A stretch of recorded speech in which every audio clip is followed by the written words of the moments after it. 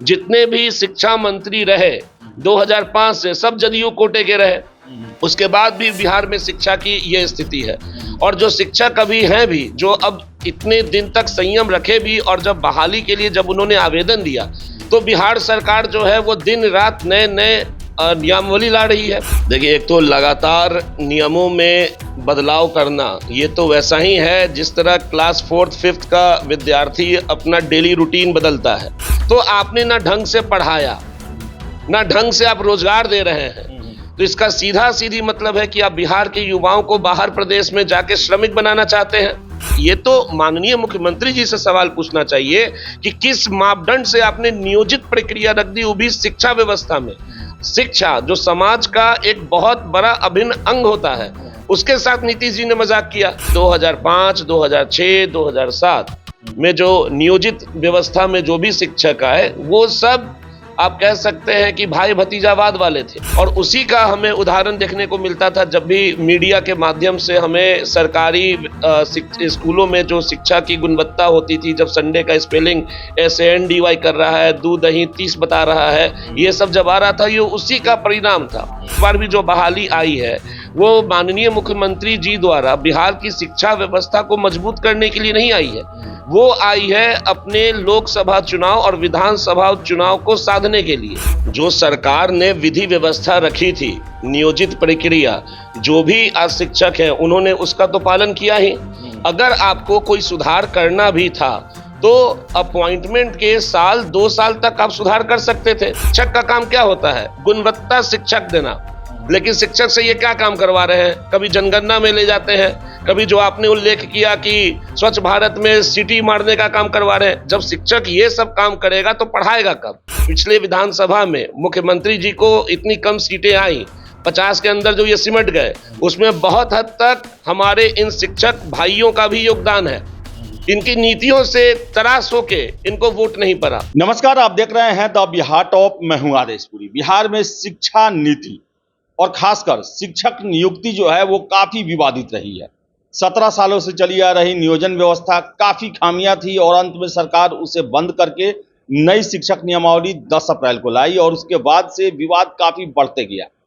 शिक्षक बनने वाले अभ्यर्थी हों या पहले से नियोजित शिक्षक हों, लगातार इस नियमावली का विरोध कर रहे हैं। और देखिए, बिहार में जो राजनीतिक हालात जो अभी जो तनातनी वाले बने हैं, वो उनके मूल में भी शिक्षक बहाली ही है।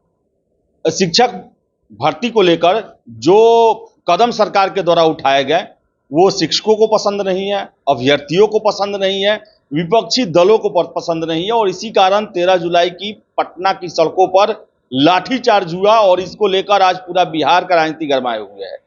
शिक्षक बहाली पर ही हम बात करेंगे कि आखिर नीतीश सरकार की शिक्षक जो भर्ती है, नीति जो है वो कैसी रही। हमारे साथ हैं राहुल सहाय, लोजपा रामविलास के नेता हैं और शिक्षक भी हैं। इन्हीं से हम बात करेंगे। सर, सबसे पहले जो नीतीश कुमार की शिक्षा नीति और खासकर शिक्षकों की भर्ती की नीति जो रही है, उसे आप कैसे देखते हैं पिछले 17-18 सालों में?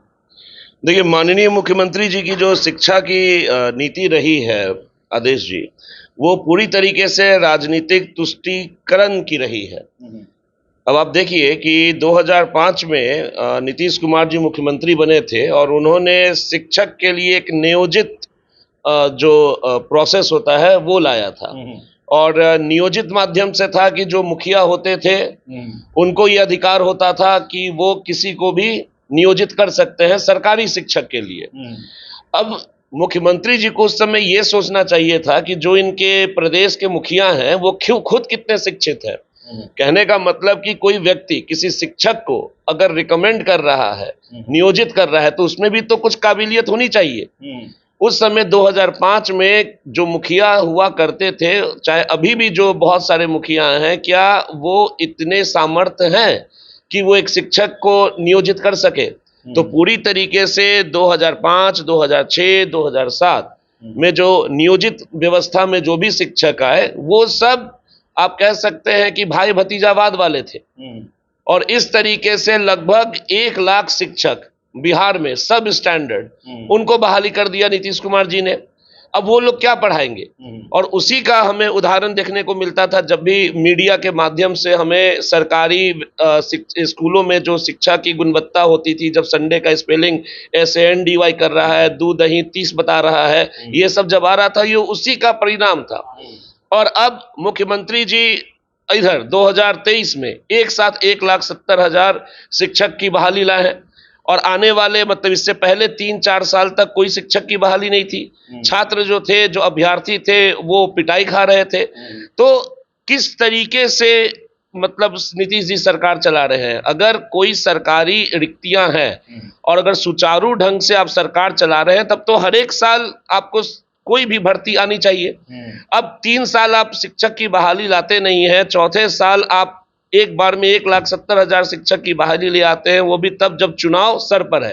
तो पूरी तरीके से आप देख सकते हैं कि इस बार भी जो बहाली आई है वो माननीय मुख्यमंत्री जी द्वारा बिहार की शिक्षा व्यवस्था को मजबूत करने के लिए नहीं आई है, वो आई है अपने लोकसभा चुनाव और विधानसभा चुनाव को साधने के लिए।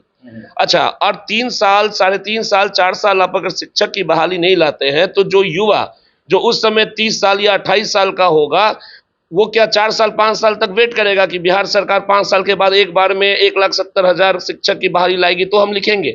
तो इस तरीके से राजनीतिक तुष्टीकरण जो माननीय मुख्यमंत्री जी ने शिक्षा बहाली में ले आया, इससे कितनी युवाओं का जो भविष्य था वो खत्म हो गया। तो ये पूरी तरीके से माननीय मुख्यमंत्री जी की जो रणनीति रही है, वो कभी भी बिहार की शिक्षा व्यवस्था को सुधारने की रही ही नहीं। जितने भी शिक्षा मंत्री रहे 2005 से, सब जदयू कोटे के रहे। उसके बाद भी बिहार में शिक्षा की ये स्थिति है। और जो शिक्षक अभी हैं भी, जो अब इतने दिन तक संयम रखे भी, और जब बहाली के लिए जब उन्होंने आवेदन दिया, तो बिहार सरकार जो है वो दिन रात नए नए नियमावली ला रही है, इसका संशोधन कर रही है। इसका कोई अगर विरोध करता है तो उस पर लाठियां चलाती है। तो आपने ना ढंग से पढ़ाया, ना ढंग से आप रोजगार दे रहे हैं। तो इसका सीधा सीधी मतलब है कि आप बिहार के युवाओं को बाहर प्रदेश में जाके श्रमिक बनाना चाहते हैं। तो ये पूरी तरीके से नीतीश कुमार जी जब तक बिहार में रहेंगे, तब तक बिहार की शिक्षा व्यवस्था चलने वाली नहीं है। सर, नियोजित शिक्षक जो हैं, उनका कहना है कि आपने जो प्रोसेस रखा भर्ती का, वो हमने उसे फॉलो किया, उसको पार करके हम जो है नियोजित शिक्षक बने। हमसे तरह तरह के काम लिए गए, हमसे जनगणना के काम कराए गए, जातिगत जनगणना के काम कराए गए। जो स्वच्छ भारत का अभियान था, उसमें जो है बाहर में जो शौच करते हैं उनके लिए सिटी भी बजवाया गया, शराब भी खुजवाया गया। और फिर से जब हमारे प्रमोशन का समय है, तो एक नई परीक्षा में फिर से हमें जीरो से शुरुआत करने के लिए कहा जा रहा है। जी, उनकी मांग बहुत सही है। जो सरकार ने विधि व्यवस्था रखी थी, नियोजित प्रक्रिया, जो भी आज शिक्षक हैं उन्होंने उसका तो पालन किया ही। अगर आपको कोई सुधार करना भी था तो अपॉइंटमेंट के साल 2 साल तक आप सुधार कर सकते थे। अब 15 साल किसी से रोजगार करवा के, अब उनकी उम्र भी तो अब वो नहीं रही जब वो शिक्षक में बहाली हुए होंगे। 15 साल बीत चुका है। 15 साल में अब उनकी वो स्थिति भी नहीं है कि वो फिर से सब चीज छोड़ के जीरो से स्टार्ट करे, फिर से आए और एग्जाम दे। तो ये अपने आप में मजाक है। नीतीश जी ने 15 साल तक इन लोगों से वोट लिया और अब इन लोगों को दरकिनार कर रहे हैं। जिस तरीके से ये शिक्षा व्यवस्था को दरकिनार किए, पहले तो 15 साल इन्होंने अपने शिक्षा मंत्री को रखा, और जब 15 साल के बाद एक युवा पढ़ लिया, जब उसकी नौकरी की बारी आई, तो अब देखिए जिस तरीके से माननीय नीतीश कुमार जी पल्ला झाड़ रहे हैं कि हमसे भाई सवाल मत पूछो, जो पढ़ा दिए वही काफी है। तो इसमें नियोजित शिक्षक की कोई गलती है भी नहीं। भाई सरकार जो प्रक्रिया रखेगी, जैसे आज सरकार प्रक्रिया रख रही है लिखित एग्जामिनेशन का, तो लोग लिखित एग्जामिनेशन दे रहे हैं। 15 साल पहले नीतीश कुमार जी ने नियोजित शिक्षा की प्रक्रिया रख दी, लोगों ने उस प्रक्रिया का पालन किया। ये तो माननीय मुख्यमंत्री जी से सवाल पूछना चाहिए कि किस मापदंड से आपने नियोजित प्रक्रिया रख दी, वो भी शिक्षा व्यवस्था में। शिक्षा जो समाज का एक बहुत बड़ा अभिन्न अंग होता है, उसके साथ नीतीश जी ने मजाक किया। अच्छा, शिक्षक का काम क्या होता है? गुणवत्ता शिक्षक देना। लेकिन शिक्षक से ये क्या काम करवा रहे हैं? कभी जनगणना में ले जाते हैं, कभी जो आपने उल्लेख किया कि स्वच्छ भारत में सिटी मारने का काम करवा रहे हैं। जब शिक्षक ये सब काम करेगा तो पढ़ाएगा कब? और अगर शिक्षक ये सब काम कर रहा है तो फिर अटेंडेंस जो होगा स्कूल में वो तो गिरने ही वाला है। विद्यार्थियों का भी जो मन होगा वो शिक्षा से भटक जाएगा। तो शिक्षा मंत्रालय नीतीश जी ने सिर्फ राजनीतिक तुष्टीकरण के लिए रखा है। किसी नेता को अगर मंत्रालय देना है, वो अगर उससे उनसे खुश नहीं है, 4-5 विधायकों का समर्थन है, भाई शिक्षा मंत्रालय दे दो। शिक्षा व्यवस्था बिहार में पूरी तरीके से चरमराई हुई है। और जो पिछले विधानसभा में मुख्यमंत्री जी को इतनी कम सीटें आई, 50 के अंदर जो ये सिमट गए, उसमें बहुत हद तक हमारे इन शिक्षक भाइयों का भी योगदान है। इनकी नीतियों से त्रास होके इनको वोट नहीं पड़ा। और इस बार एंटी इनकम्बेंसी बहुत ज्यादा है बिहार में। माननीय मुख्यमंत्री जी 2025 का विधानसभा चुनाव नहीं झेल पाएंगे, ये अब जाने वाले हैं। सर, एक और चीज है कि नई शिक्षक नियमावली आई, 15 दिनों में 9 संशोधन किए गए। डोमिसाइल व्यवस्था को खत्म कर दिया गया बिहार में, और बाहर के स्टूडेंट को अप्लाई करने का मौका दिया गया। और यहाँ मुख्य सचिव आते हैं और कहते हैं कि आर्टिकल 16 के तहत हम किसी को मना नहीं कर सकते हैं नियोजन के क्षेत्र में। पूरे देश के लिए हम अपने दरवाजे खोलने होंगे, अगर नहीं ऐसा करते हैं हम तो ये गैर संवैधानिक हो जाएगा। देखिए, एक तो लगातार नियमों में बदलाव करना, ये तो वैसा ही है जिस तरह क्लास 4th 5th का विद्यार्थी अपना डेली रूटीन बदलता है कि आज इतना घंटा पढ़ना है, उसको हटा दिए, कल होके दूसरा रूटीन बना। तो बिहार सरकार तो एक स्कूली बच्चे की तरह नियम बना रही है। और जहां तक बात है आपके मुख्य सचिव महोदय का, तो सही है, आर्टिकल 16 के तहत आप किसी को मना नहीं कर सकते, लेकिन जब आप दूसरे राज्यों से तुलना कर रहे हैं तो उनकी प्रगति पर भी तो तुलना कीजिए। क्या दूसरे राज्यों की स्थिति बिहार ही जैसी है? दूसरे राज्यों से तो लोग नहीं आ रहे हैं बिहार में काम करने के लिए। तो जब आप तुलना कर रहे हैं तो हर एक मापदंड पर तुलना कीजिए। भाई, हर एक राज्य की चुनौतियां अलग हैं, हर एक राज्य के अवसर अलग हैं। आप एक पेंट लेके किसी को पेंट नहीं कर सकते कि भाई आंध्रा में ऐसा हो रहा है तो बिहार में होगा। अगर आंध्रा में ऐसा हो रहा है तो और मापदंड भी देखिए कि आंध्रा भाई कहां तक पहुंचा है। बिहार से तो लोग छोड़ के बाहर जा रहे हैं लेबर बनने के लिए। और स्वाभाविक सी बात है कि भाई आज मध्य वर्गीय युवा के पास क्या जरिया है जिससे वो अपने जीने का स्तर या भविष्य संवार सकता है? सिर्फ शिक्षा ही तो है, सिर्फ शिक्षा है। कोई ऐसा तो नहीं है कि हर एक के पास 50 एकड़ और 60 एकड़ जमीन है बिहार में। और जो एक हथियार नॉर्मल सामान्य व्यक्ति के पास होता है, उसको बिहार सरकार छीन रही है और उसको लेबर बना के दूसरे प्रदेशों में जाने के लिए मजबूर किया जा रहा है। और अगर कोई सवाल पूछता है, अभी भाजपा के कार्यकर्ताओं पे जो लाठीचार्ज हुआ, किस मुद्दों को लेके वो घेराव करने वाले थे? क्या मुद्दा था? शिक्षा का ही तो मुद्दा था। तो भाई, जो जनता के द्वारा चयनित जो हमारे नेता हैं, जब वो सवाल नहीं करेंगे तो कौन करेगा? आप क्या चाहते हैं कि आम लोग आके अब सड़कों पे उतरे? तो ये जो शिक्षा नीति है 15 साल 18 सालों से बिहार में पूरी तरीके से चरमरा गई है। और अभी भी जो शिक्षक बहाली हो रहा है उसमें पूरी तरीके से आप देख सकते हैं कि बिहार सरकार की कोई मंशा ही नहीं है कि ये बहाली अपने लॉजिकल कंक्लूजन तक पहुंचे।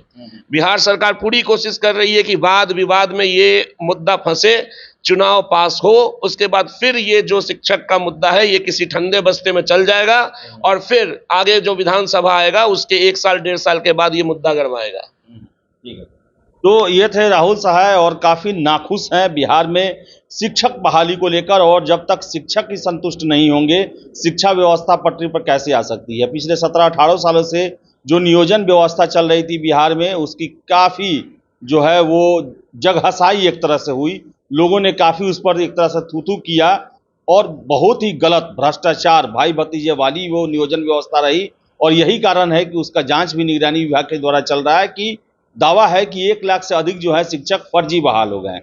इन सब के बीच में नई शिक्षक नियमावली भी जो लाई गई वो भी काफी हड़बड़ी में लाई गई। और नई शिक्षक नियमावली में उन सारे खामियों का निराकरण होते हुए हम नहीं देख पा रहे हैं जो कि पहले से चली आ रही थी। तो देखिए आगे क्या होता है। आरोप तो कई लग रहे हैं, लेकिन अंततः हम यही चाहेंगे कि बिहार के युवाओं के साथ न्याय हो। तो फिलहाल इस वीडियो में इतना ही। वीडियो पसंद है लाइक शेयर करें, हमारे चैनल द बिहार टॉप को सब्सक्राइब जरूर कर लें। धन्यवाद।